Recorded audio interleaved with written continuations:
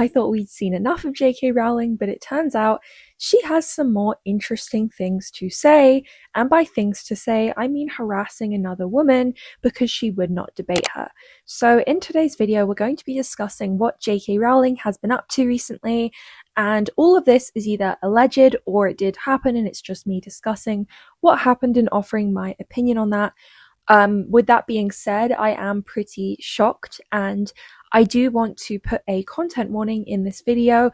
I think I forgot to put a content warning in my last video, but I do just want to say this video is obviously talking about hatred. It's talking about people who are anti-LGBTQ.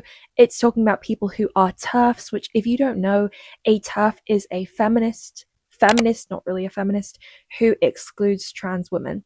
So that is what we're going to talk about today. We're going to talk about J.K. Rowling, her beliefs, why I disagree with her fundamentally, and what she's been up to, basically. Now, like I said, for legal reasons, everything that I say in this video is all alleged.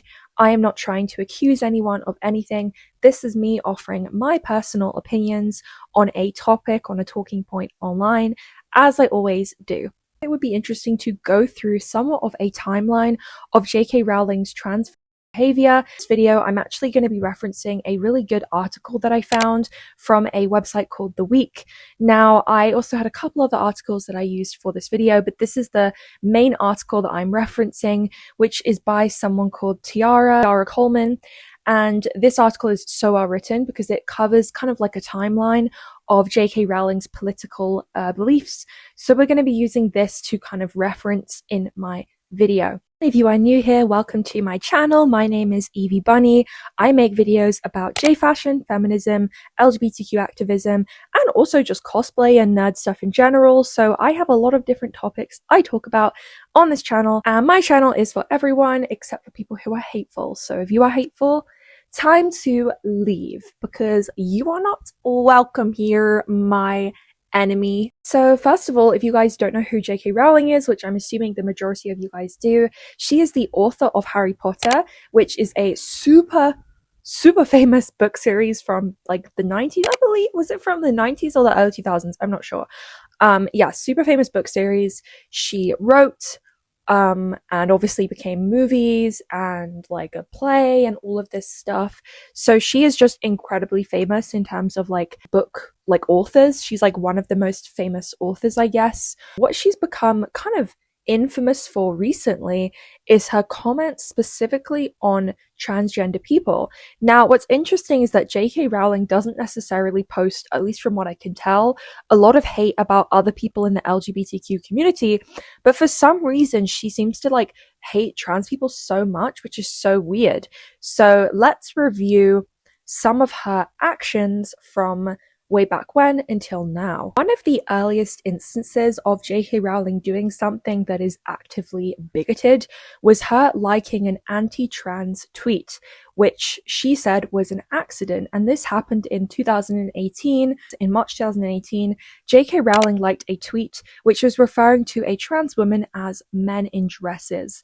Now, obviously this is like pretty horrifying that someone would like a tweet that says that. Like, it's a very hateful message. Of course, people could see that she liked it. This was obviously when Twitter likes were public. She said that she absent-mindedly liked the tweet and she meant to screenshot it because she'd taken an interest in gender identity and just matters in general. She faced backlash back in 2019 after following a YouTuber who is called Magdalene Burns on Twitter, who literally identifies as a trans, like proudly identifies as a TERF.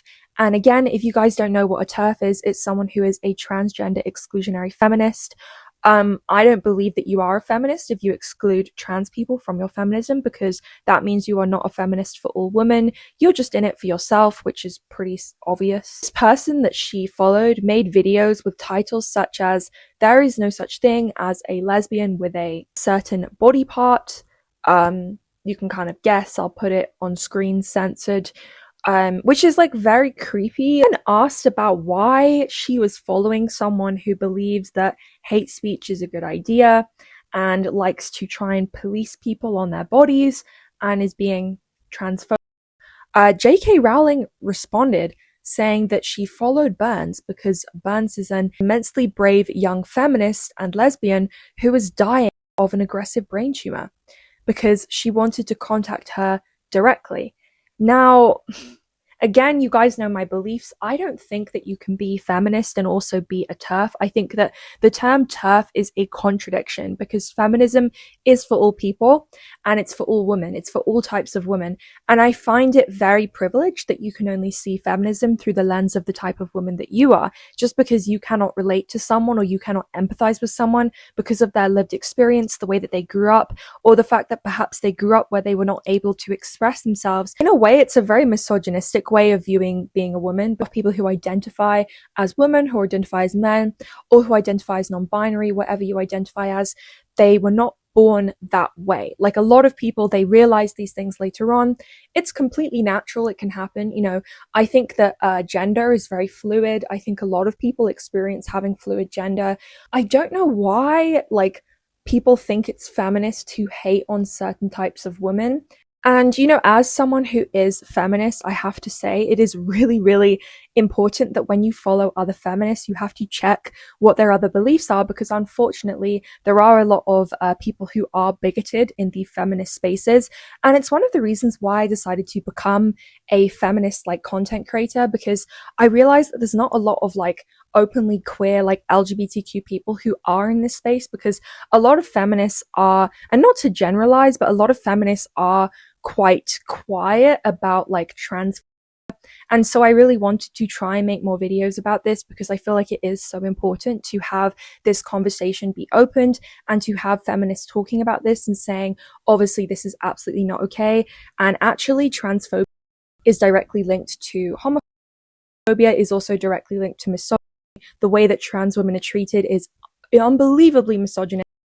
And it's all based on, things such as passing, when it's in reality, people who are cis women can look masculine or feminine. The whole thing is rooted in bigotry, and it's rooted in this very unhealthy ideal of what women should look like. You imagine how a woman should look, and it's always a certain hyper feminized, very unhealthy ideal for what women should be. And the fact that trans women have to go through this, the fact that trans women have to, make themselves look a certain way in order to be considered trans is so unbelievably misogynist. Don't let people like this tell you that just because you don't present a certain way, you can't identify a certain way. You can identify however you want. Don't let people tell you what you can and can't do. J.K. Rowling, a couple months later, decided to stand with a researcher who had lost contracts over their anti-trans statements. Now, what happened was, this is someone called Maya Forstater, which I'm sorry, I can't really pronounce that last name. Not really sure why.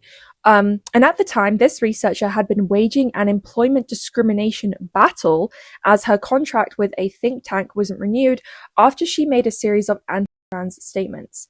And these statements included that people should not be compelled to play along with delusions about basically saying, oh, I believe that it is a delusion if trans women are women, and also other harmful things such as saying that she believes that gender fluid people are apparently, according to her, men who dress in women's clothes. So again, it's this really harmful rhetoric again of trying to be very transphobic, basically try and say horrible things about trans people.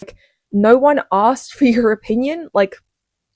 This is my opinion, but I believe clothes are not gendered. Why is there such thing as men and women's clothes? Would you say to Scottish people when they wear a kilt, would you say, oh, that's women's clothes because it's like a skirt? It doesn't quite make sense to me, because historically, men and women have always shared certain pieces of clothing. That's kind of always been a thing in history when it comes to robes, or when it comes to kimono, when it comes to a ton of different cultures. So I don't quite get this reasoning, and that doesn't quite exist. And also, you don't know their gender, you're just assuming because you're trying to be a bigot. So now, the reasoning that J.K. Rowling gave was, she, I suppose, tried to take a more liberal response by saying dress how you please, but don't take people out of their jobs for their opinions, for saying that this is real. I do think that discrimination is a legitimate reason to fire someone, because I would not want to be hiring someone who discriminates against others, especially discriminating against minorities, because again, transgender people are a small minority, right? So why are you discriminating against a minority who have got enough to deal with? I don't know. I don't really think I'd want to hire someone like that, because if you've got that harmful beliefs about a minority, that kind of scares me. Like, I feel like that's someone who doesn't have a lot of empathy. That's someone who is not like a kind and open-minded person, and I would not personally want to hire someone who has beliefs like that. So I can understand why the company would not want to hire someone like that. Now we move on to 2020, when Rowling basically started going a little bit crazy, because she not only was liking controversial tweets, but she was also writing controversial tweets. So she was critiqued for liking another anti-trans tweet, and this one was one that misgendered a psychotherapist and photographer called Alex Drummond, and described her as an adult human male who claims to be a lesbian. And there's another like harmful bit to that tweet that I don't really want to say out loud, because it's just like really nasty, like the way that this is phrased. Obviously, you know, there's people who are trans, there's also people who are intersex, there are people with all different types of bodies. There are people who've had, for example, who've had breast cancer, who don't have a chest. There are people with all different types of bodies who identify in different ways. And once we start reducing people to how their exact body looks when it comes to how you identify in terms of sexuality, I think that's a really harmful argument to make, because yes, you know, you're allowed to have personal preferences, that's a different thing, but I don't know why these people are so obsessed with policing other women's bodies, because those women's bodies don't look like their own.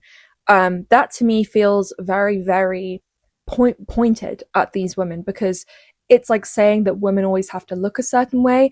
Again, it's the same type of people where I have to ask them, would you say to someone who's had like a hysterectomy that they don't count as their gender because they don't have those specific organs? Like, would you say that to that person? It's very demeaning to reduce women to what they have in their bodies, and I personally really don't like this rhetoric.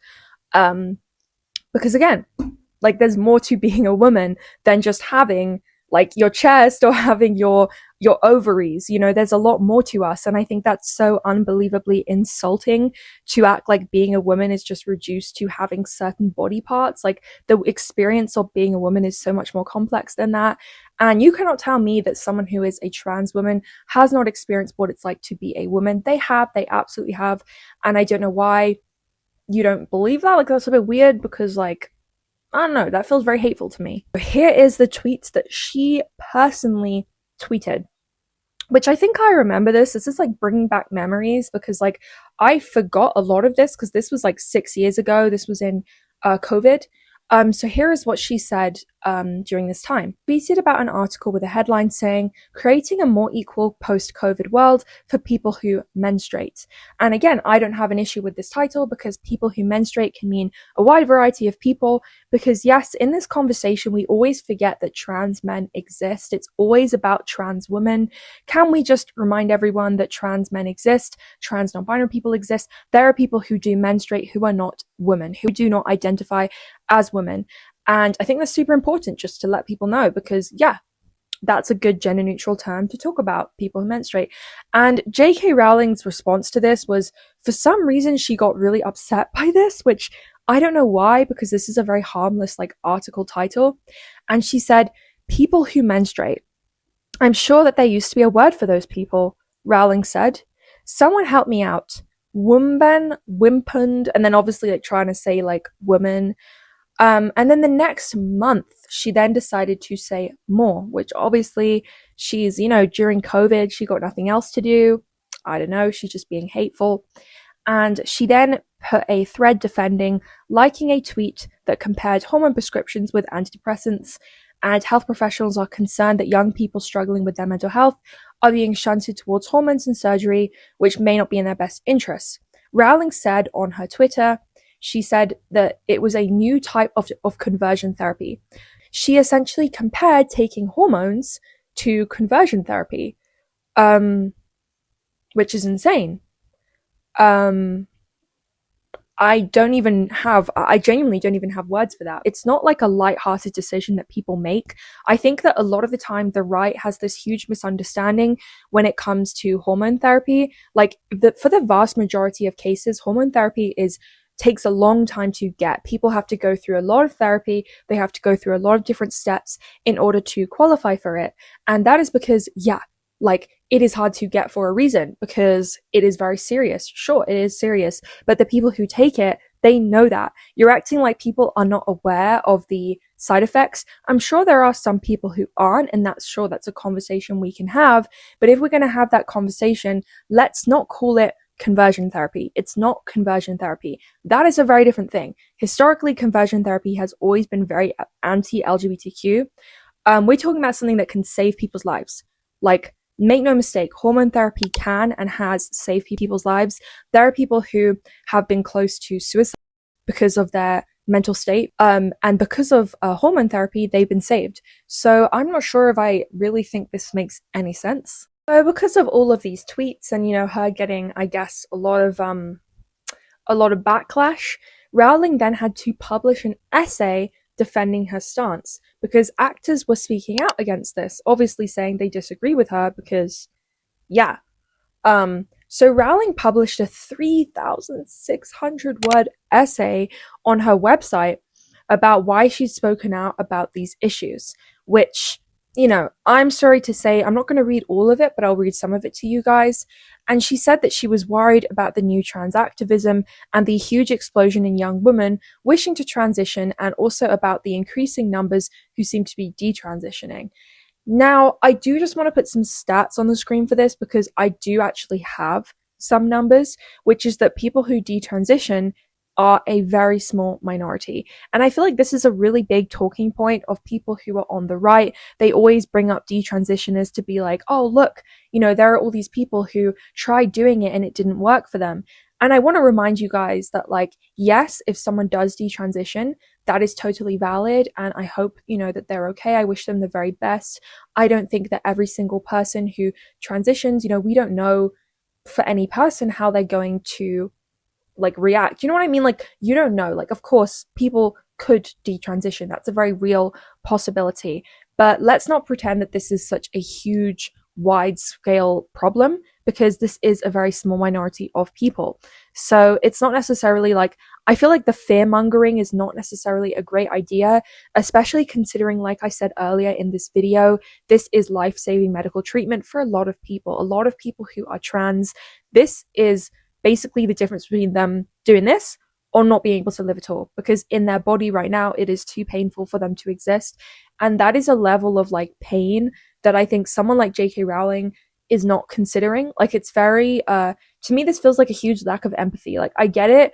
Obviously, detransition is our problem, but you're not considering the alternative, which is people who can't transition and end up not being able to live because of it. A key part of this, which Rowling mentions, is that she is a survivor of SA, and that's why she is so keen on having women-only spaces. And I thought this was an interesting point, because I feel like this shows an insight into her character, which is that whilst I'm not trying to diminish the fact that she is a survivor of SA, because, that's a very serious thing, and I don't want to diminish someone's experience with that, I also think that demonizing an entire type of person, like a stereotype of a type of person, is very, very harmful, and it's not helpful. Because again, I just want to reiterate that men who are not trans, just normal cis men, are going to harm women regardless of however things change. I really don't think that men are going to pretend to be trans women to use a bathroom to harm you. It's very, very unlikely. They are a lot more likely just to harm you as is, unfortunately. That is the reality of men.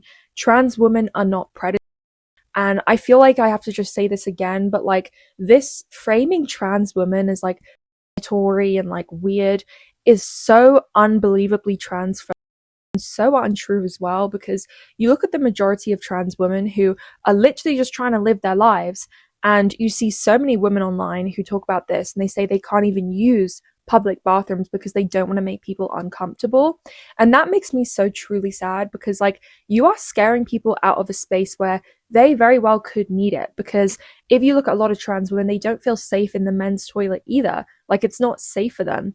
And I don't know, I don't think that this is a great argument personally. And everyone's always like obsessed with toilets in this conversation. Like, one thing I also want to say is, like, as someone who like never uses public bathrooms because I'm a bit of a germaphobe, like, I don't use them unless I have to.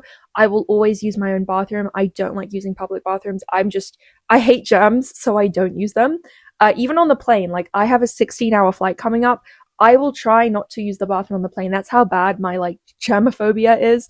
Like, I can't deal with public bathrooms. But yes, as someone like me, I just feel like people are acting like it's a bigger deal than it actually is. Like, the amount of trans women who actually have committed crimes against women in these spaces is very, very slim to none. And me saying this as a feminist, I can say this because I actually look into the statistics. Like, the majority of crimes that are committed against women are by men. They're not by trans women. Trans women are not the problem here.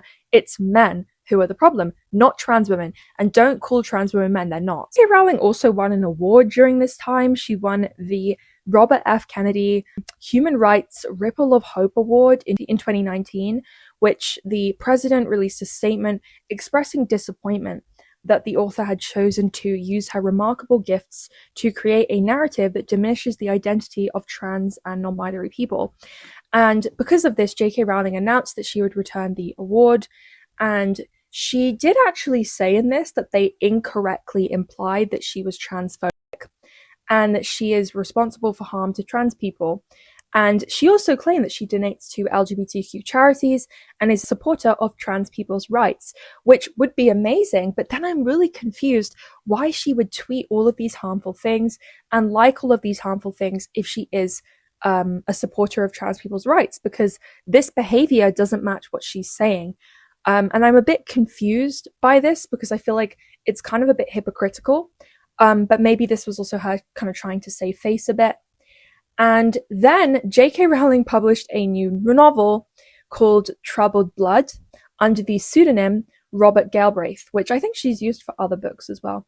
And the book is revolving around a male serial killer who dresses like a woman, and it was accused of being anti-trans. Now, I have to say, even if she didn't intend for this book to be anti-trans, it is very unfortunate that after all of the things she said about trans women and trying to compare trans women to men, it is very interesting how this book came out around the same time. It's a very interesting coincidence. So I can understand why people said that, because yeah, it feels like more than a coincidence, right, that she wrote this book around the same time. Later on in 2024, J.K. Rowling also insisted that trans kids do not exist. And she basically said that there are no trans kids and no child is born in the wrong body, which, again, I just have to say, I do feel that this is untrue. When you listen to any trans person speak about their experience, not every single trans person maybe experienced feeling trans when they were a kid. I'm sure there are people who realize when they're older and such. That is true. But I think a lot of people who are LGBTQ realize when they're a kid, because their parents obviously aren't like going around saying, you know, you have to be this or you have to be that. But it's the same thing for what J.K. Rowling's saying, because maybe some kids are. You don't know for sure. She's talking about how the teachers and adults around them are indoctrinating them, which I think is just fundamentally untrue, because historically people have always been gay, always been trans. So those are some examples of what Rowling has been up to in the past few years. So let's get on to this year and what she has been doing and who she has been supporting. So in 2026, Rowling also showed support for an anti-trans politician. And in Scotland, they had elected the first two transgender members of the Scottish Parliament, MSPs, Hugh Manavan and Iris Dunn, I hope that I pronounced their names right, who were elected to the Scottish Parliament in May, both representing the Scottish Green Party. After this election, Rowling posted on social media in support of an MSP hopeful who lost and who, much like the author, had previously been vocal about her anti-transgender views. Hear, hear, Rowling said in report of a Scottish writer, defending her as a staunch defender of women's rights and saying thank you for everything you did for women and girls. Same day, Rowling called out the UK Prime Minister Keir Starmer for appointing an advisor who is outspoken in their support of the trans community.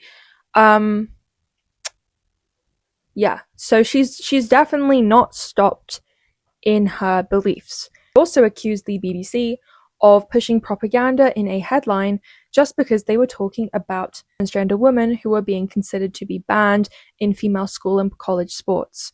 And she talked about this when reposting it. She said, "You mean men who claim to be women." So again, it's this really harmful rhetoric of trying to act like trans women are men. The same thing she's been doing for all of this time, basically. And that is where we get into the most recent controversy, which is why I decided to make this video, which is J.K. Rowling's argument with a trans woman. So most recently, J.K. Rowling has done one of the worst things I think I've seen from her, which is that she has posted a photo of a trans woman where it appears she's trying to share an upskirt photo. Now, this woman was someone that she was trying to argue with and essentially wanted to debate with.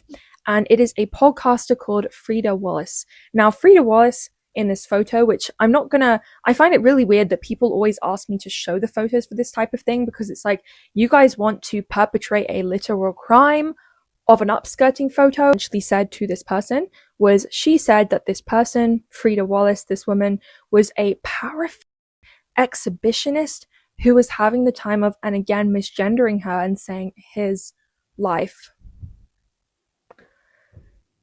So if you didn't think that J.K. Rowling is transphobic, now you know, because that is an insane thing to say about anyone. J.K. Rowling decided to try and challenge Wallace and encourage her followers to invite her on a debate, which again is just trying to cause hate towards this woman. And it's just very, very upsetting. And the photo that she shared was from a 2023 debate. And this photo was taken by an anti-trans activist and fellow transphobe called Maya Forstater. And it shows Wallace sitting with one leg crossed over the other and wearing a dress with fishnet stockings. So the photo that Forstater took was slightly below where Wallace was seated. So it was intentional to try and show some of her upper thigh.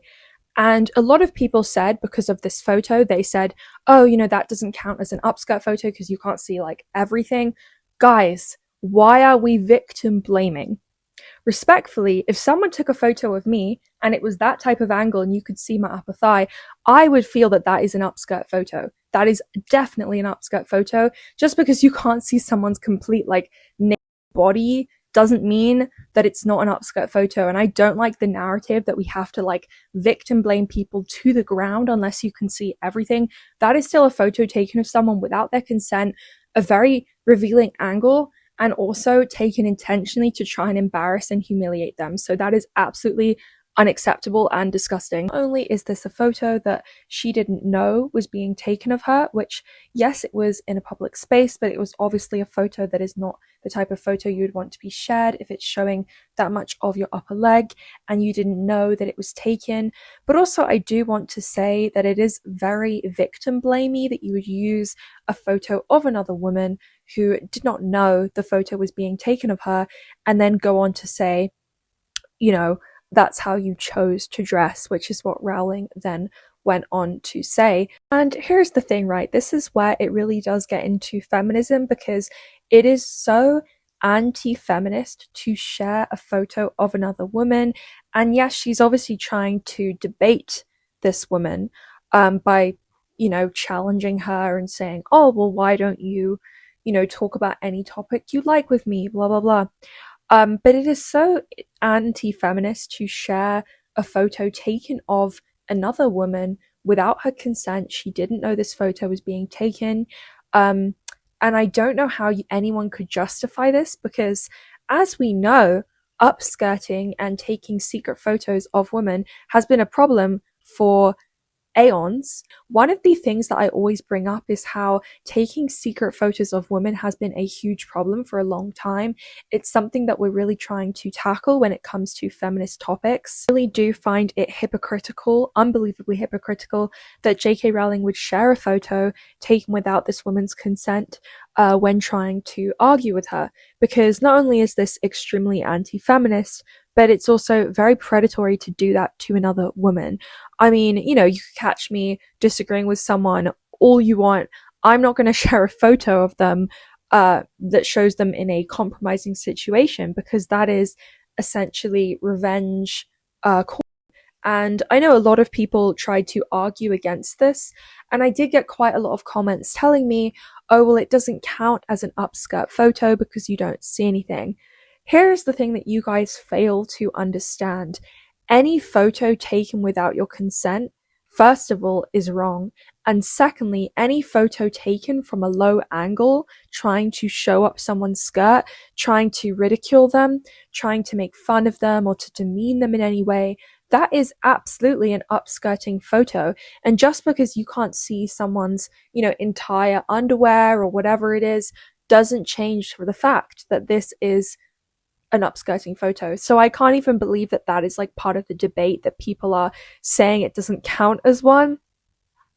To me, this is again like victim blaming, because you're acting like there has to be a criteria for what counts as awful enough to count it as upskirting. I would say this is still unbelievably awful. Now, of course, you know, she faced a lot of backlash for this. Rowling faced a lot of backlash. And one of the users on Twitter who sort of countered Rowling's claims stated that, would you ever post a photo like this of a cis woman? What would you think of a man who posted like this about a woman? So what makes you think that it is okay to post this photo of a trans woman? And that is exactly my point, is that this is where the misogyny comes into play. And this is why I truly believe that people who are anti-trans women are inherently very misogynistic, because they are doing things to trans women that they would never think is okay to do to a cis woman. The thing that I think a lot of people misunderstand whenever they talk about debating other people on the internet, which is that you don't have to insult people and be horrible to them in order to debate them. And that is something I truly agree with. Like, whenever you guys see my videos, whenever I talk about, for example, I did a video talking about a anti-feminist like trad wife. I've done videos talking about people who are racist in the cosplay community. I've done videos talking about all these types of people. Yes, I will critique them to a certain extent, of course, because I disagree with them fundamentally. I hate what they stand for, but I never would do something like this where they take a photo of them that is very intimate and try and harm them with this. And I think that this just shows that if you start resorting to these tactics, no one is going to take you seriously. Like, that just shows that you're a horrible person. And no surprise that this woman doesn't want to respond to her, because I wouldn't either. If someone posted that type of photo of me, I would be pursuing legal action, because that is horrible. And in the reply that J.K. Rowling wrote to someone regarding this photo, she wrote this horrible reply. First of all, calling this woman by what I believe might be her dead name. Her name is Frida, and J.K. Rowling decides to respond calling her Fred, which I think is very nasty, because, like, she went out of her way to find this woman's dead name, or either give her like a masculine name, you know, to try and offend her, which is so mean. Like, again, I know that it sounds like silly to be like, oh, that's so mean, but it really is. Like, that's so nasty that you can't even like call someone by their chosen name, by the name that they want to be called by. Like, that, to me, that just shows no respect for the other person. You don't have any respect. You don't have any empathy or kindness towards that person. You just want to hurt them. She says, Fred chose the fishnets and miniskirt. Now, again, blaming a woman based on what she's wearing is inherently unbelievably misogynistic. I don't think that anyone deserves to have photos taken of them that are, you know, without their consent and are upskirt photos, regardless of what they're wearing.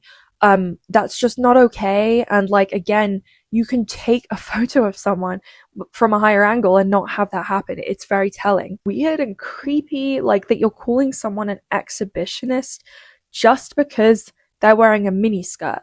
Like, last time I checked, women can wear miniskirts and it doesn't make them exhibitionists. If anything, it's like a fashion style. I find that very creepy that that's what you think of women as a feminist. You think that it is an exhibitionist act to wear a miniskirt. That is so unbelievably like victim blamey to me. So the overall message of this video, and why I wanted to make this, is to just say my thoughts, first of all, on this topic with J.K. Rowling, give you guys a bit of backstory about what she's been up to, and also just to say that most importantly, we need to be including everyone in our feminism. Like, I think that with feminist debates, one of the most important things to consider is that our experience is not every woman's experience. And I talked about this in my last video when I was doing a film review, but different people find different things empowering, different people find different things liberating. And I'm not saying, you know, you should go out and like, I don't know, wear like a bikini on the street, because I think like you would probably get arrested for indecent exposure. Do you know what I mean?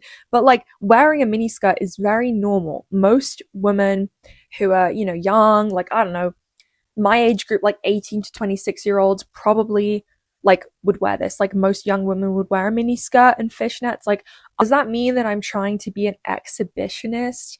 No. And again, I do want to bring up this point that I do feel that trans women get a much harsher rep when it comes to what they want to wear.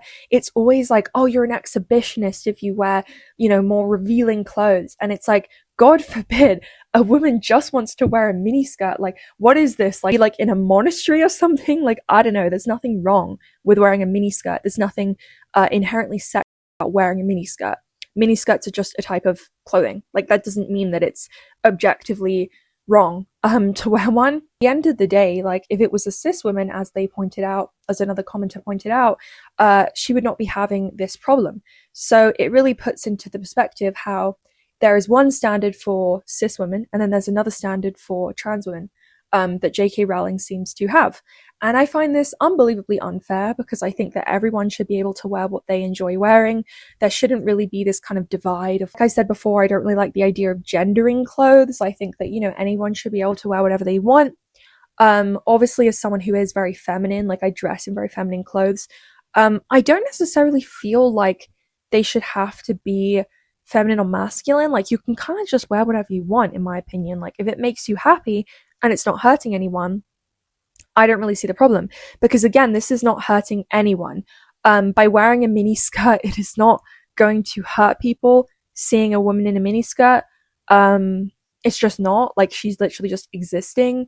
And again, this was at like a panel event or whatever it was. So it's like, yeah, if you've been invited to speak somewhere, you're going to wear an outfit that you like. You're not just going to wear like, you know, casual, like, I don't know what's casual for people, but like jeans and a t-shirt, maybe. I don't know. Like, I don't wear casual clothes, so I'm not really sure. But yeah, like, she's going to wear what she enjoys. She should be able to.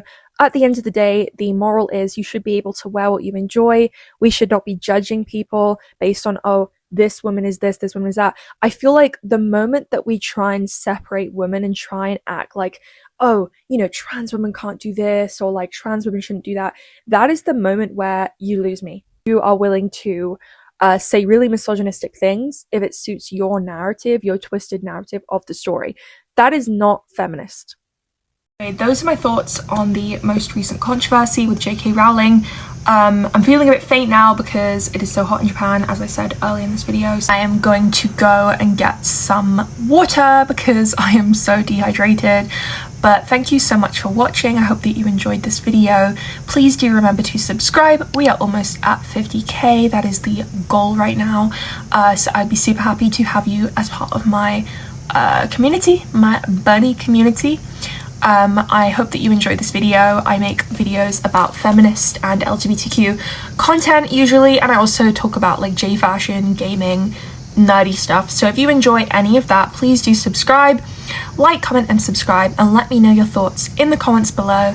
Thank you so much for watching, and I will see you in the next video.